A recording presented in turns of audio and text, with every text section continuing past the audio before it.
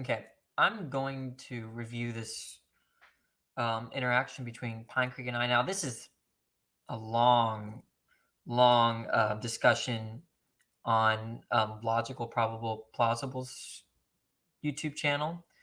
And so a lot happens, but I'm only going to review my points and what I took issues with and such.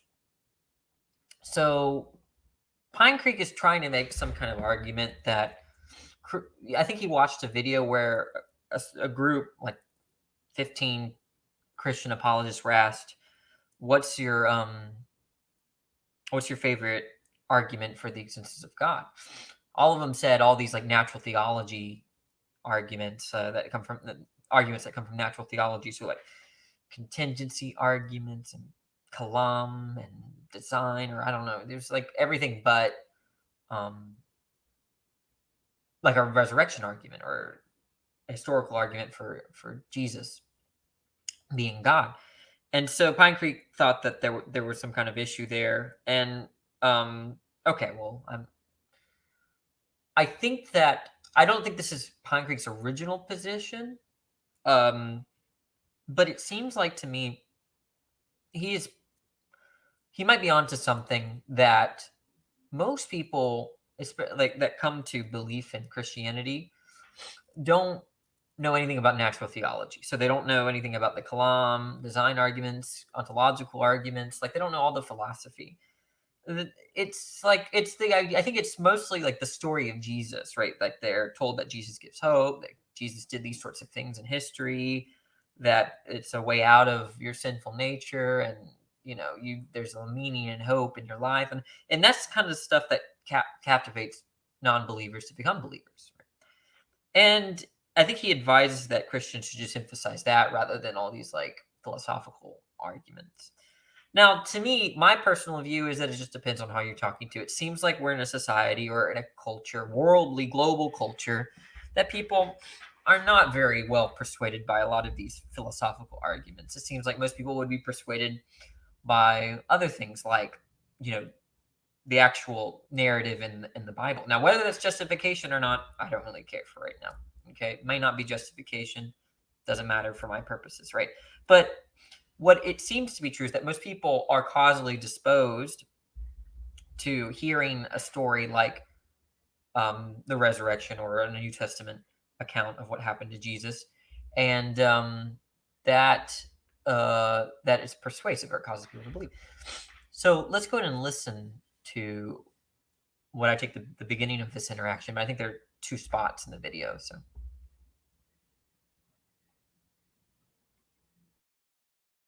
John, for letting me on here. Well, Tanya, I heard what you said earlier about actually, John asked you what would convince you that a God exists, and you were thinking, but think of someone that you love that has died, and if John were to pray in the name of Jesus that they come back to life, like been dead for months, wouldn't you believe in God at that point? I'm gonna be honest here and say no, because there could be a million other explanations for that. No, but he prayed in the name of Jesus. Yeah, but again, there could be a million other explanations for that. Yeah, I think what Tanya is saying is that the cumulative case for God begins very broadly with the cosmological argument, and the idea of the minimal facts argument, the resurrection argument, when that's according to like people like Craig, it's an abductive argument, which is to say that you're seeking the best explanation for the data. So you're already considering the God hypothesis when you're discussing something like a minimal facts argument. So God has to already be coherent and a plausible explanation before you even entertain the argument. And that's why I think that when Danny, what happened to you? I actually agree with you. Holy crap! If someone were an atheist back in the first century. Yeah, so I was just saying that, like, typically Christian apologists might not start with the minimal facts argument because they want to create the grounds for God being a plausible explanation in the first place. So that's why they start very broadly with either like an ontological argument or cosmological argument. Okay, and I think that's the idea. But I agree with PineCreek that just generally speaking, this is it's probably just more effective to talk about Jesus I think that's just given your average person. Okay. There's another point in the video, and I have to find it. Let's see. It's let's see. It might be a continuation of this. Let me see. There were probably very few atheists back then, but who knows? And they didn't believe any God existed, but they saw this guy named Jesus walk around. He didn't personally see any miracles, but then he sees Jesus die and then sees Jesus come back to life and remembers Jesus predicted this. Wouldn't this be pretty good evidence that a God exists? Well, I mean, I might say some things, but the point is that one quick interjection. I'll let you back up. So yeah, so it seems to be a little bit later in the video. So let me find that. I think it's somewhere here.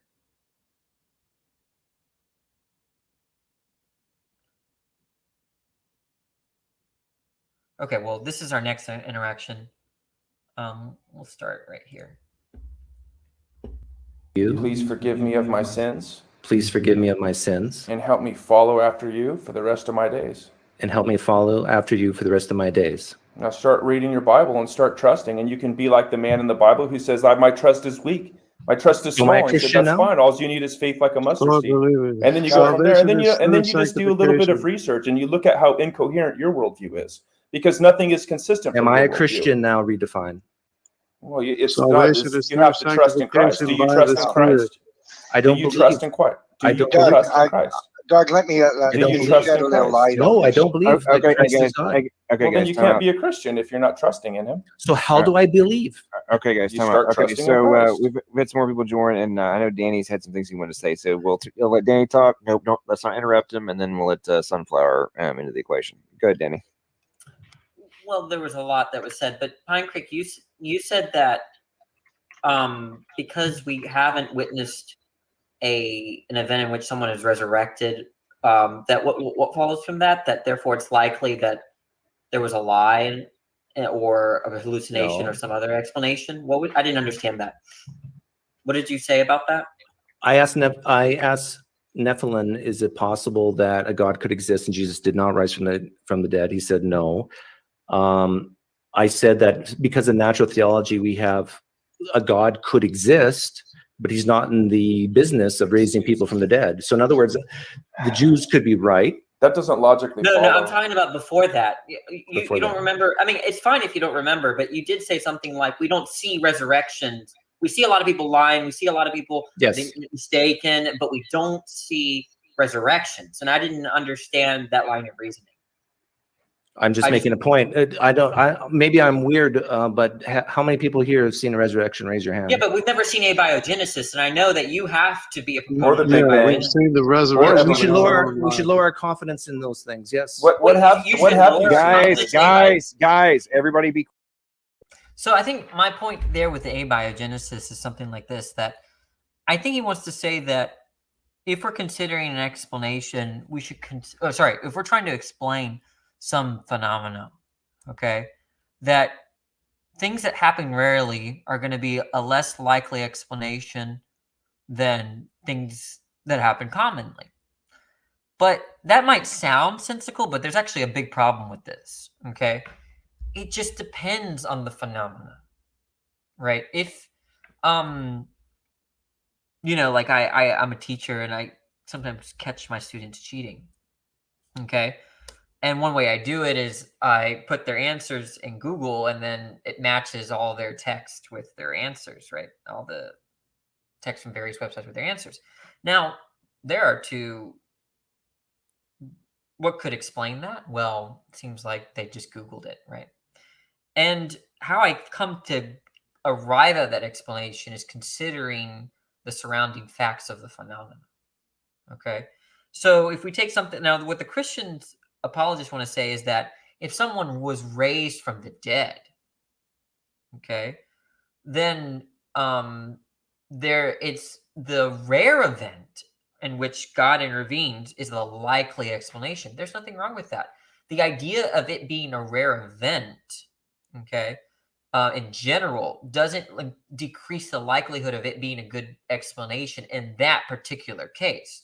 Now, their argument, there replies to what they're saying, but the point is that we should not say that things like abiogenesis, we don't see that. Okay, we don't see stuff like that. Okay, that life came from non-life. But if we're thinking about what happened, 3.5 billion years ago, I'm not an expert. I think that's when life emerged around that time. And we're considering an explanation, right? Abiogenesis becomes a plausible, or at least an explanation worth considering, given those circumstances, right? Whereas if I put some food in the fridge, right? If I put some food in the fridge and then it molded, I'm not going to think it's abiogenesis, right? It's more likely that there was bacteria and whatever crap in the food before I put it in the fridge, right? But we're not going to say that like 3.5 billion years ago, when we first saw or had reason to believe that a single cell organism emerged, we might consider something like abiogenesis. Okay, so what's the summary here of what I'm saying? That just because it's a rare event, right, doesn't mean that it's an unlikely explanation overall, right? To know whether it's an unlikely explanation, it is to understand the phenomena that you're trying to explain. That's to say that you have to set yourself in the event in which you're trying to explain to know whether it's a plausible explanation or whatever, a probable explanation. Okay. And I think what happens here is that PineCreek makes a mistake, right? That because we don't see resurrections, right, that it's a priori improbable. No, right? It's not a priori improbable. It might be a posteriori improbable, but given certain circumstances, right? I think that if a family member of mine died, right, that that her being or him being resurrected is it's just not a probable consideration. But let me use a Bible story to convey this point. But like, I think in the New Testament, Hebrews 11, it talks about Abraham reasoning that if God kills Isaac, that he would just expect Isaac to be resurrected if that's his only son, to propagate his descendants. And to me, that's probable based on, Abraham's background knowledge, background beliefs. So it just depends, right? It's not a priori. Okay, let me finish the video. Quiet. It's Danny's turn. We've been going for like 30 minutes. It's Danny's turn. Nobody interrupt. Go ahead. So you're skeptical of abiogenesis? I'm saying we don't know. Okay, Yes. so it could be, we could be explained by a god. Yes, of course. Okay, so but you cited those things because you thought that it raised the probability that it was something like he was lying or he was wrong about what he was saying. It wasn't just to establish problem. Okay, so then when I don't understand why you cited that it's not often that we see resurrection. We see rather these people being mistaken about their beliefs and lying. You weren't trying to show possibility. You were trying to show probability there. Yes. Okay, so I'm just saying, all I'm trying to say is just because we haven't seen an event that rarely occurs doesn't make it that it's improbable in a particular case, like what happened 2,000 years ago. What's more probable, a person rising from the dead or a person lying, Danny?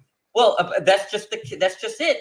The Christian apologists are saying in this case, it's more probable that it was resurrection, just like a priori. What is more probable? It's not. They're not saying a priori. They're not giving an a priori argument.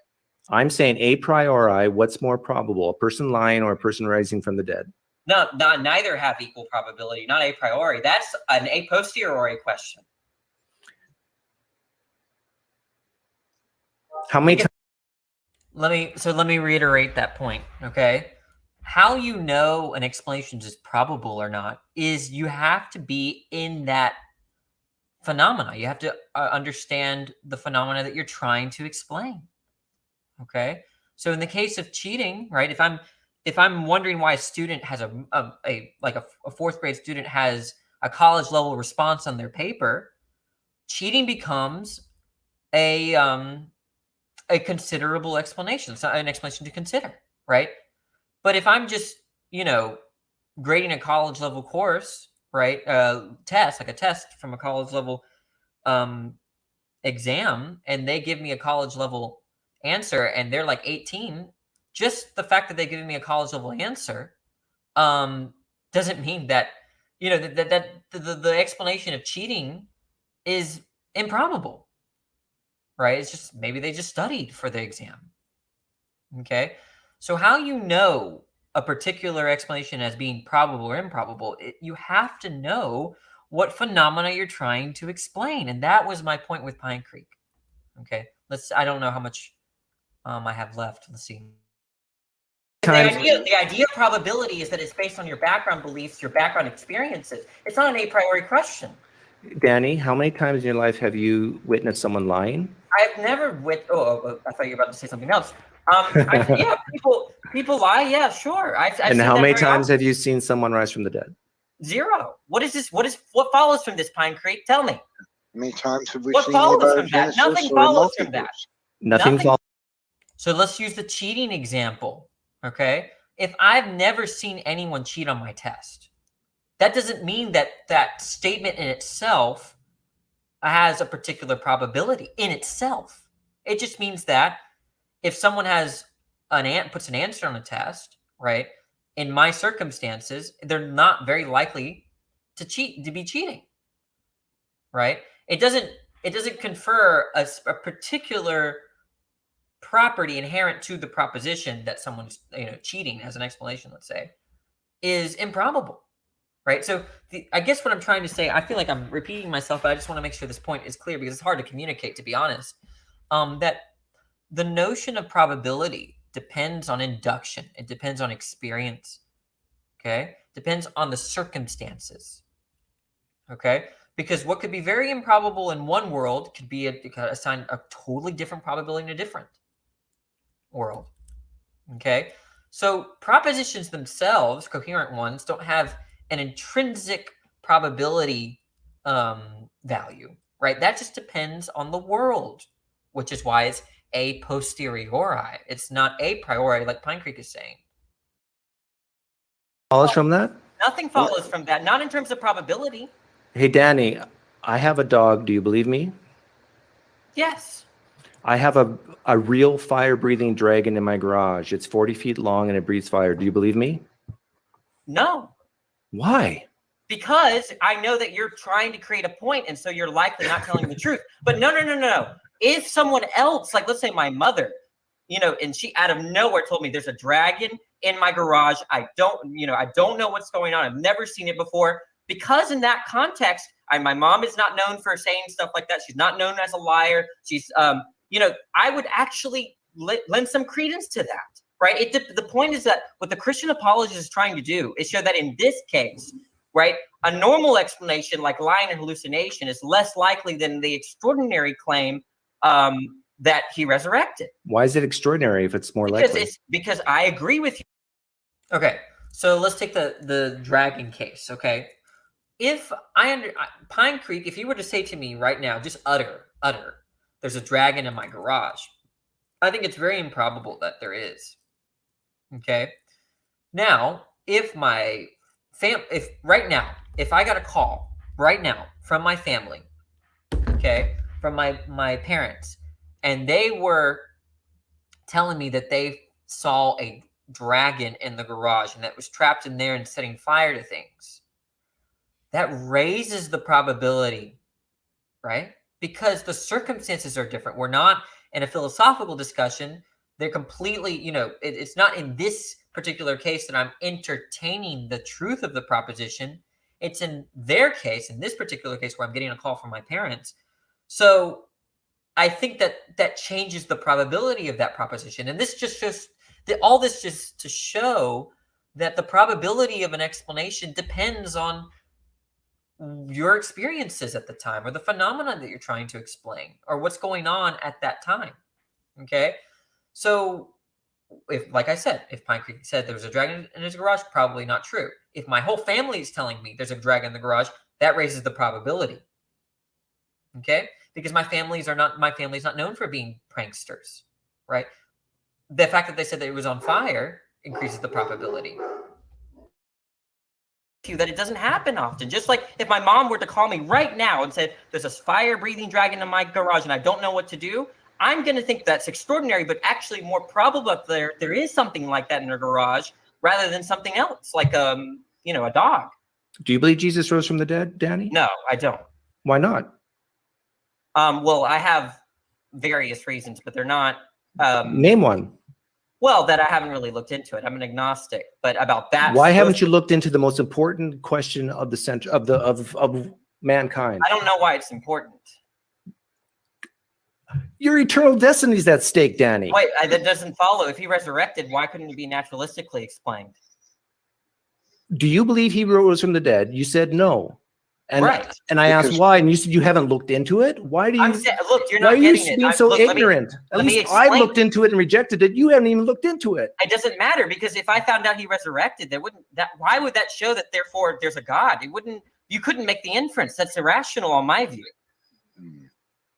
Hey guys, you need to preach to Danny. So PineCreek did not get what I was saying here, but to be fair, it's a little nuanced. Here's the deal. The reason why I am more interested in the philosophical arguments for the existence of God rather than something like the empirical and the historicity stuff concerning the life of Christ is that if I have reason to think that Jesus did resurrect, what would follow from that? The point is that I don't know the response I would give to someone that admits, yeah, Jesus resurrected, but it was something that had to do with biology that we just didn't know about. I would have no response. Which is to say that Jesus' resurrection doesn't entail a divine intervention. Okay? So I'm interested in arguments that entail divine intervention. Okay? Give me a second, guys. Okay, so the idea, I lost my train of thought. Yeah, so that's why I haven't really looked into the historicity of Christ, because nothing for whether Jesus resurrected or not doesn't entail God. Okay, and if I were to say that it's more probable or improbable, I don't even know on what grounds I could establish a probability value.